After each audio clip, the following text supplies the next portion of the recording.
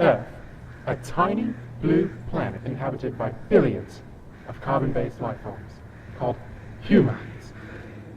My name is Mortuus E. Terra, and today we take a look at these pudgy little flesh bags, the societies they've developed, and how these industrious sacks of meat may have doomed themselves to oblivion.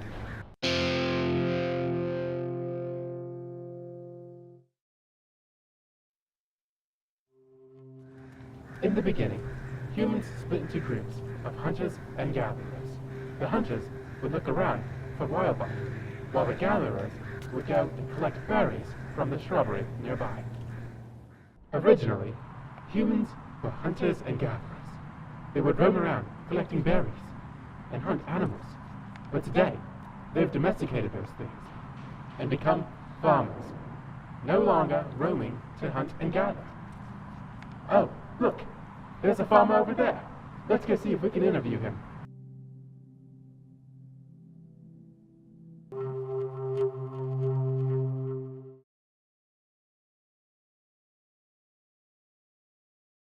Oh well. Over the past few centuries, human society has grown exponentially, both physically and technologically. Humans have expanded their reach all across the globe, and in seeing this, one must ask themselves, is it becoming too much? For more insight on the matter, we took our investigation to the streets of Seattle, Washington for a closer look. How do you feel about mass production in society?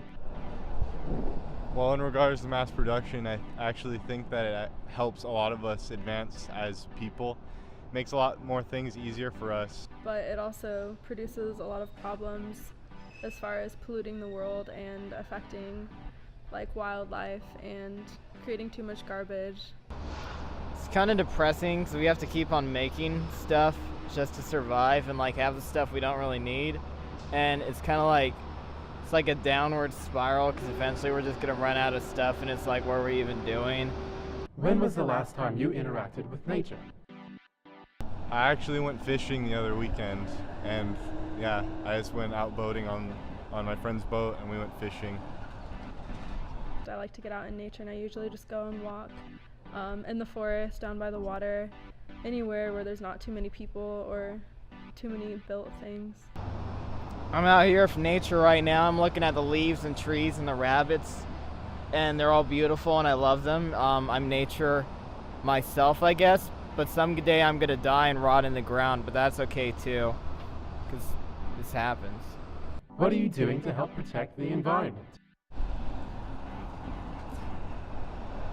Well, I do a lot of things. I would say I use a lot of reusable bags. I recycle as much as I can. I make sure I put garbage in the right slots, the compostable, landfill, and recycling. I like to volunteer for animal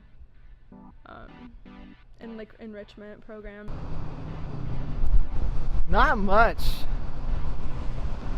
I'm doing a shit job, honestly. So, it seems humans are pretty content with the environment they've built.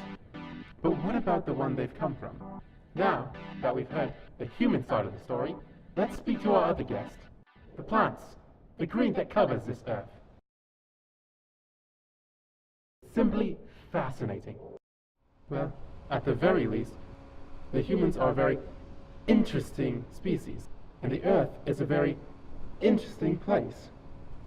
Maybe they'll continue to restore what green is left of the planet.